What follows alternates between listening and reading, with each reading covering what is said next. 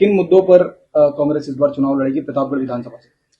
सबसे पहले तो मैं क्षेत्र की जनता से अपील करना चाहता हूँ, कल आपका बेटा, आपका भाई नामांकन दर्ज करेगा तो आप सभी को अधिक से अधिक संख्या में पधारना है, क्योंकि कल भारतीय जनता पार्टी के प्रत्याशी ने नामांकन दर्ज किया था। उसमें बड़े बड़े लोग थे, प्रदेश अध्यक्ष सीपी जोशी जी भी थे, और गत चुनाव में भी अमित शाह जी भी पधारे थे मुझे चुनाव हराने के लिए। लेकिन मेरे क्षेत्र की जनता के ऊपर मुझे पूरा भरोसा है। मैं, मेरे हाईकमान, मेरा सब कुछ मेरे क्षेत्र की जनता है, मुझे उसी पे भरोसा है, कार्यकर्ताओं पे भरोसा है, जनता पे भरोसा है, पदाधिकारियों पे भरोसा है। तो निश्चित रूप से कल मेरे तो हाईकमान, जनता, सब कुछ क्षेत्र की जनता ही है। तो कल वो साथ में आके नामांकन दर्ज कराएंगे। तो मैं सभी से अपील करता हूँ कि सभी अधिक से अधिक संख्या में पधारें।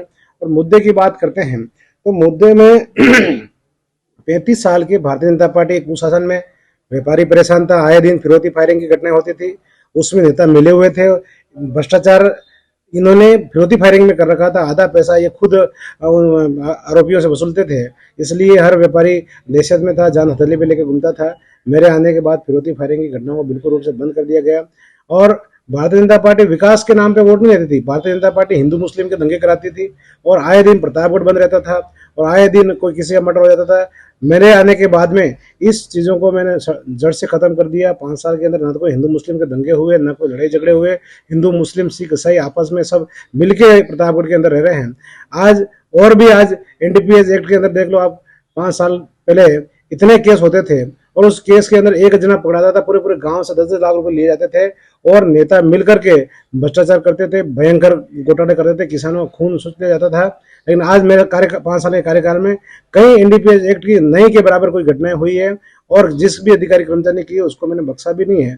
तो उसके बाद में बिजली के मामले में भी यहाँ लाइटें तो आती नहीं थी, सिर्फ और सिर्फ करंट बिजली के बिल में आता था, और डीपीएम उतार के लेकर चले जाते थे बिल नहीं भरने पर।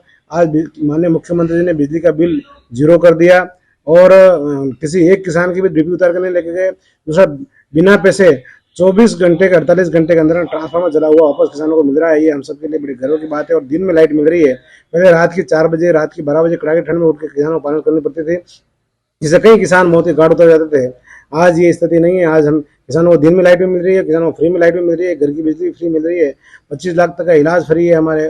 पहले कोई हॉस्पिटल में देखने वाला नहीं था, आज हॉस्पिटल के अंदर 100% डिलीवरी हो रही है, रीढ़ की हड्डी तक का ऑपरेशन यहाँ हुआ है, क्रिटिकल केयर वार्ड का निर्माण हो रहा है, साथ साथ कॉलेज मैंने यहाँ खोल दिए, मेडिकल कॉलेज को राज्य मद से मैंने किया है।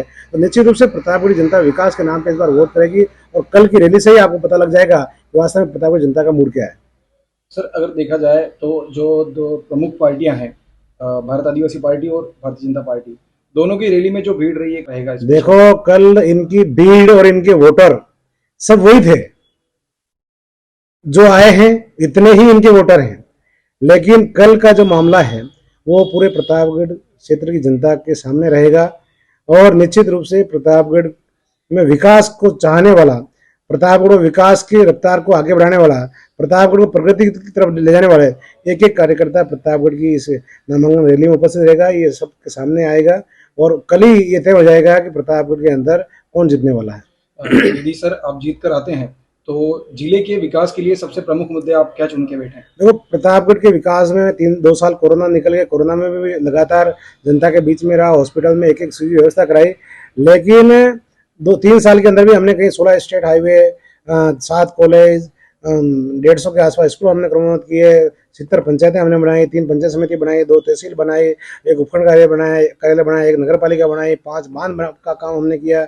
ऐसे कई सारे काम हमने किया है। लेकिन उसके बाद में प्रतापगढ़ को प्रगतिशील, विकसित प्रतापगढ़ बनाने के लिए हमको अगली बार के लिए वोट चाहिए। इसके लिए प्रतापगढ़, चित्तौड़ प्रतापगढ़ बांसवाड़ा रोड को 4 लेन करने की बात हो, मंदसौर प्रतापगढ़ धरियावद होते हुए अहमदाबाद जो रोड है 4 लेन करने की बात हो, ये ये इन बड़ी बड़ी सड़कों के लिए, और ऐसे कई जो ज्वलंत मुद्दे अभी हैं, और भी जैसे हमारे ग्रामीण क्षेत्र के अंदर जंगल के अंदर कई बड़े बड़े एनीकट बनाने बाकी रह गए हैं। आने वाले समय में पहले, सबसे पहले जीतने के बाद में बड़े बड़े एनीकटों का 10-15 करोड़ के एनीकटों का काम किया जाएगा। जैसे दातला कुंड के अंदर दातला कुंड पाटावाड़ा खोरा है, सोनिया बांध है, इधर से हमारे चौरायता बांध है, इधर से कानिया डाबरा है, ऐसे मोटा दामनिया का बांध है। ऐसे कई बांध जो हैं हमारे इस बार मैं स्टाम्प पे लिख के दूंगा जो अगली बार इनको बना के देंगे।